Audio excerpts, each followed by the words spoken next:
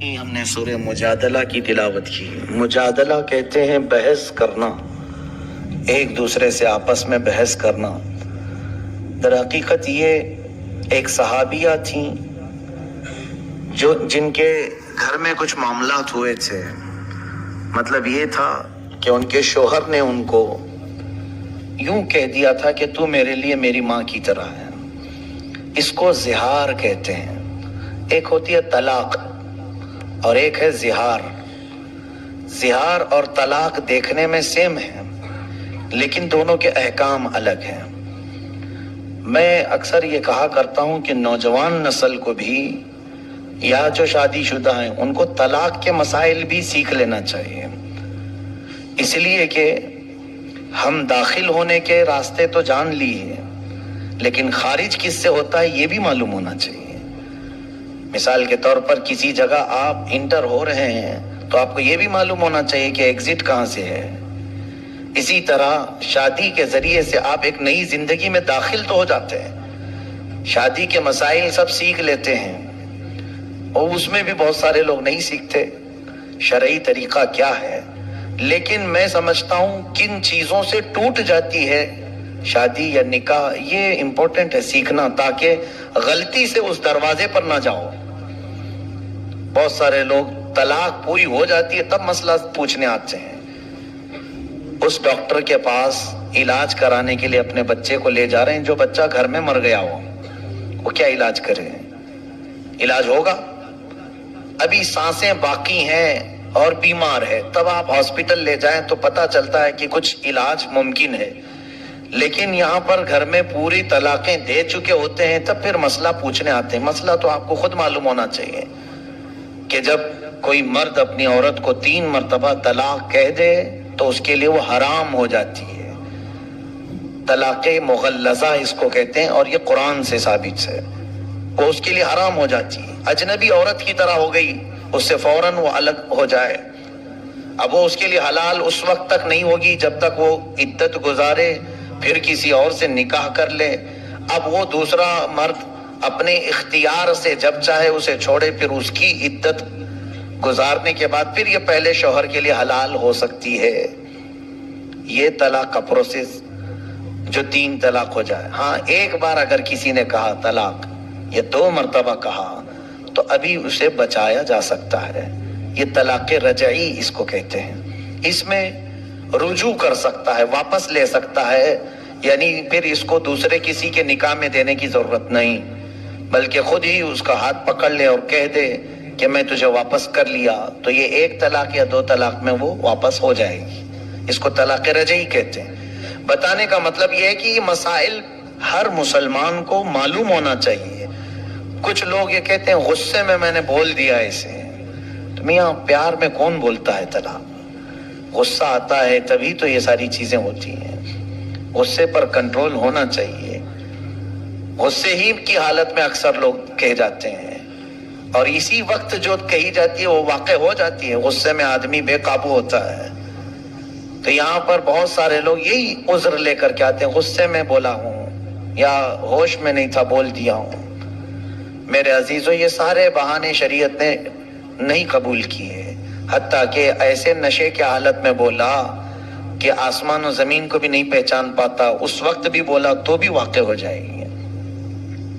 اس حالت میں بھی اگر کہا ہو تو واقع ہو جائے گی۔ میرے کہنے کا مطلب یہ ہے کہ ان تمام مسائل کو سیکھ لینا چاہیے۔ یہ ہوئی طلاق۔ ایک ہے زہار۔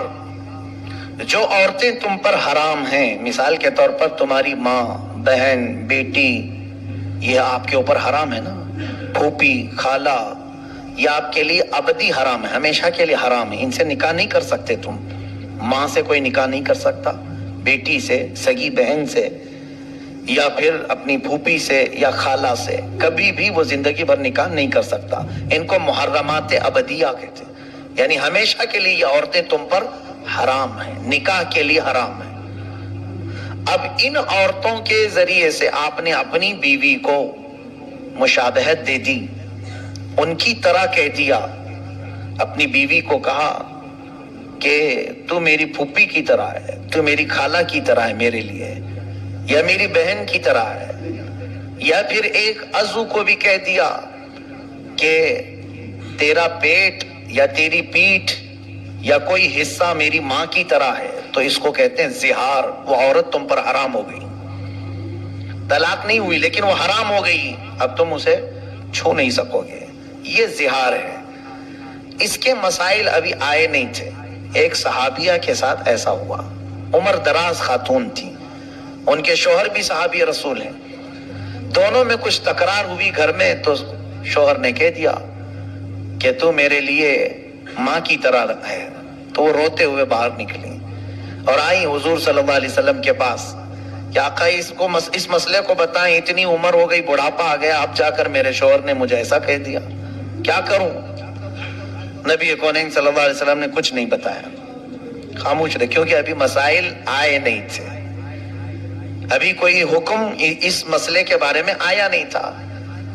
تو وہ باہر نکلی اور زور زور سے بحث کرنے لگی اپنے شوہر سے یا کچھ کہ میرا مسئلہ معلوم ہو جائے, کیا کروں, میں گھر میں رہوں یا باہر جاؤں. وہ چلا رہی تھی. تب اللہ تبارک و تعالیٰ نے جبرائیل امین کے ذریعے آیت نازل فرمائے, قد سمع اللہ قول التی تجادلک فی زوجہا وتشتکی الی اللہ. اللہ نے اس عورت کی بات سن لی جو اپنے شوہر کے بارے میں آپ سے بحث کر رہی ہے اور اللہ کی بارگاہ میں شکایت کر رہی ہے کہ میرا مسئلہ واضح کیا جائے. واللہ یسمع تحاورکما ان اللہ سمیع بصیر. اللہ نے آپ دونوں کی گفتگو کو سن لیا ہے اور اللہ سمیع و بصیر ہے, سنتا بھی ہے, دیکھتا بھی ہے. اب آگے مسائل اللہ نے نازل فرمائے. الذین یظاہرون منکم من نسائہم ما ہن امہاتہم ما ہن امہاتہم, یعنی وہ تمہاری مائیں نہیں ہیں, لیکن اگر تم نے ایسا کہہ دیا تو یہ غلط کیا تم نے. اب کیا کرے؟ اللہ تعالیٰ فرماتا ہے والذین یظاہرون من نسائہم ثم یعودون لما قالوا فتحریر رقبۃ من قبل ان یتماسا. ایک غلام کو آزاد کرنا ہوگا جس نے بھی ایسا کہا ہے. غلامی کا زمانہ تو اب ہے نہیں, پہلے غلام ہوتے تھے. ایک غلام آزاد کرو, اب یہ پھر تمہارے لیے حلال ہو جائے. نہیں ہے اگر, آگے سنی آیت اور بھی اللہ فرماتا ہے فمن لم یجد فصیام شہرین متتابعین من قبل ان یتماسا. جس کے پاس غلام نہیں ہے تو پھر وہ کنٹینیو 2 مہینے روزے رکھے, تب جا کے وہ تمہیں حلال ہوگی. 2 مہینے مسلسل روزے رکھے, ایک بھی اگر بیچ میں چھوٹ گیا تو پھر اثر 9 رکھے. 60 روزے رکھنا ہوگا. شہرین متتابعین, اللہ نے فرمایا 2 کنٹینیو روزوں 2 مہینوں کو روزے کی حالت میں گزارنا ہوگا, لیکن اتنے دنوں تک عورت کو چھو نہیں سکتے, وہ تمہارے لیے حرام ہے. اب یہ بھی اگر کوئی نہیں کر سکا 2 مہینے کے روزے, آگے رب تعالیٰ فرماتا ہے فمن لم یستطع فاطعام 60 مسکینا. تو 2 مہینے کے روزے نہیں رکھ سکتا تو 60 مسکینوں کو کھانا کھلائے. وہ ایک ٹائم پہ کھلائے یا ایک مسکین کو 60 دن کھلائے, دونوں صورتیں ہیں. اب یہ 60 مسکینوں کو کھانا کھلانے کے بعد پھر تمہاری بیوی تمہارے لیے حلال ہوگی. طلاق کا پروسیجر الگ ہے اور اس کا الگ ہے. یہ زہار کہتے ہیں. یہ زہار کے مسائل شروع پارے میں ہی بیان ہوئے, لیکن خبردار اے میرے عزیزو, کچھ لوگ یہ زہار کو یا طلاق کو گالی سمجھتے ہیں.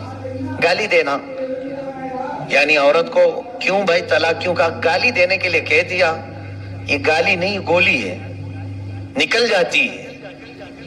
گالی اس طرح سے نہیں ہوتی, اور در حقیقت اسلام میں گالی حرام ہے. ہاں, ڈانٹنے کی نیت سے تم کچھ اور الفاظ استعمال کر سکتے ہیں, اس کو کسی بھی طرح سے آپ ڈانٹ سکتے ہو تو دوسرے الفاظ میں ڈانٹیں, لیکن یہ الفاظ طلاق کے یا زہار کے ہرگز نہ بولے.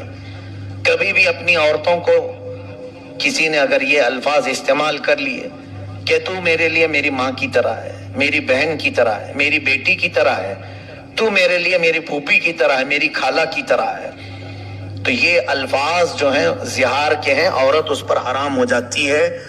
پھر اگر حلال کرنا ہے واپس اپنی عورت کو تو کنٹینیو 2 مہینے کے روزے رکھے یا تو پھر 60 مسکینوں کو کھانا کھلائے, تب وہ عورت حلال ہوگی. تو اس سے اندازہ کیجئے کہ ہمارے یہ خانگی جو مسائل ہیں، ازدواجی زندگی کے جو مسائل ہیں، یہ سیکھنا کتنا ضروری ہے؟ کیا ان مسائل سے سارے لوگ واقف ہیں؟ کیا یہ سارے لوگ جانتے ہیں زہار کیا ہوتا ہے؟ کیوں نہیں سیکھے؟ قیامت کے دن اگر تم میں سے کسی کے ساتھ ایسا معاملہ ہو گیا اور پکڑے گئے، اللہ تبارک و تعالیٰ نے پوچھا کہ تو اپنی بیوی کے ساتھ زہار کیا تھا پھر بھی ایسی زندگی گزارتا رہا، رب تبارک و تعالیٰ کی بارگاہ میں اگر کسی نے یہ کہا کہ مولا مجھے معلوم نہیں تھا، تو دو پکڑ ہوگی۔ سیکھا کیوں نہیں؟ اس پر بھی مار پڑے گی، اور کیا کیوں؟ اس پر الگ سزا ہوگی۔ جو انجانے میں گناہ کرتا ہے اس کے دو سزا ہیں، اور ایک نہ سیکھنے کا، کیونکہ اللہ نے فرمایا کہ تمہارے لیے کیا نبی کا حکم نہیں آیا تھا؟ طلب العلم فریضۃ علی کل مسلم و مسلمہ، ہر مسلمان مرد اور عورت پر اتنا علم سیکھنا فرض ہے جس سے وہ اسلامی زندگی گزار سکے۔ یہ علم تو ہر ایک مسلمان پر فرض تھا، تم نے نہیں سیکھا، یہ غلطی تمہاری ہے۔ تو دو سزائیں ہیں وہاں پر، ایک نہ جاننے کی سزا اور ایک گناہ کرنے کی سزا۔ اسی لیے میرے عزیزو، ان مسائل کو باریکی کے ساتھ یاد کر لو۔ آج لوگ بڑے بڑے ڈسکشن میں رہتے ہیں، انٹرنیٹ پر مناظرے کرتے رہتے ہیں، اور وہ بھی جس سے ان کا حاصل ہی نہیں، کچھ ضرورت نہیں ہے، ایسی چیزیں پوچھتے رہتے ہیں، تاریخ کی باتیں۔ حضرت موسیٰ علیہ السلام ناشتے میں کیا کھاتے تھے؟ حضرت عیسیٰ علیہ السلام کا گھر کیسا تھا؟ حضرت ابراہیم علیہ السلام کس وطن میں رہتے تھے؟ یہ تاریخی انفارمیشن ہے۔ تم یہ پوچھو کہ کون سی چیز میرے لیے حلال ہے اور کون سی چیز میرے لیے حرام ہے۔ کمائی کے معاملات میں، کھانے پینے کے معاملات میں، گھریلو زندگی کے معاملات میں، نماز کے مسائل، وضو کے مسائل، یہ تمام چیزیں چھوڑ دیا، اور پھر انٹرنیٹ میں لا یعنی چیزیں جس سے اس کا یعنی عملی زندگی میں کوئی تعلق نہیں ہے، ایسے مسائل میں یہ پڑ گئے۔ اور اسی وجہ سے آج دیکھیں وہ لوگ اپنے ہاتھ میں قلم اور فتویٰ لے کر کے گھوم رہے ہیں جن کو ابھی استنجا کے مسئلے بھی نہیں معلوم، اور وہ بڑے بڑے لوگوں کے ایمان ناپ رہے ہیں کہ یہ مسلمان ہے کہ یہ کافر ہے، یہ دائرہ اسلام سے نکلا ہوا ہے۔ خود کو یہ نہیں معلوم کہ ابھی میں اسلام پر پورا قائم ہوا کہ نہیں ہوا۔ میرے عزیزو، آج کے دور میں جتنی چیزیں آپ کو سیکھنا ضروری ہے، ان تمام چیزوں کی طرف دوڑو۔ زندگی بہت تیزی سے نکلتی جا رہی ہے، جو ضروری مسائل ہیں ان سب کو کسی نہ کسی ذریعے سے سیکھو، علمی محفلوں میں بیٹھو یا علماء کی صحبت اختیار کرو۔ کیا علماء صرف تعویذ گنڈے کے لیے ہی ہے؟ دھاگے دم درود اسی کے لیے ہیں علماء؟ بچے بیمار ہوں، گھر میں مصیبت ہو، اسی لیے علماء ہیں؟ علماء کرام کے پاس آپ زیادہ سے زیادہ علم سیکھنے کے لیے وقت گزارو۔ تو کئی چیزیں میں دیکھتا رہتا ہوں، علماء کا کام کیا ہے؟ ہم بھی اس دور سے گزر رہے ہیں، لوگوں نے ان کو کیا چیز بنا رکھا ہے۔ اگر کچھ اچھے لوگ ہیں، معتب لوگ ہیں، آتے بھی ہیں، تو وہ اپنی ضروریات کے اعتبار سے بیمار ہیں۔ میں یہ منع نہیں کر رہا ہوں، ٹھیک ہے، اس کے ساتھ کچھ اور بھی چیزیں ہیں، کچھ محفلیں ہیں، علمی محفلیں، اس میں کیوں نہیں حاضر ہوتے؟ اپنے بیمار بچوں کو لے کر کے آتے ہیں۔ دو طرح کے لوگ آتے ہیں، یا تو پھر دعا کروانے کے لیے، یا تو پھر لوگوں کی غیبت کرنے کے لیے۔ دو طرح کے لوگ علماء کے پاس آتے ہیں، بیٹھ جائیں اور سارے لوگوں کی غیبت چھیڑ دیں، فلاں کیا کر رہے تھے، وہ یہ کر رہے تھے، وہاں ایسا چل رہا تھا۔ خود بھی گنہگار ہوتے ہیں اور علماء کرام کو بھی ایسی غیبت میں مبتلا کر جاتے ہیں۔ ایسے حالات سے گزرتے رہتے ہیں، ہم دیکھتے ہیں۔ میرے عزیزو، یہ علم سیکھنے کا موقع آپ کے پاس اگر مل گیا ہے علماء کے ذریعے سے، تو زیادہ سے زیادہ حاصل کر لو۔ سیدنا امیر حمزہ رضی اللہ تعالیٰ عنہ، سیدنا عمر فاروق رضی اللہ تعالیٰ عنہ فرماتے ہیں کہ ہم کو سورہ بقرہ سیکھنے میں 12 سال لگ گئے۔ 2.5 پارے کی سورہ ہے۔ کون؟ امیر المومنین عمر ابن خطاب رضی اللہ تعالیٰ عنہ۔ سورہ بقرہ سمجھنے، تفہیم، اس کی تمام چیزوں کو معلوم کرنے میں مجھے 12 سال لگ گئے۔ اور خود میرے آقا صلی اللہ علیہ وسلم سورہ ہود کے بارے میں فرماتے ہیں کہ سورہ ہود نے مجھے بوڑھا کر دیا، اور ہم ہیں کہ چھونا بھی نہیں چاہتے۔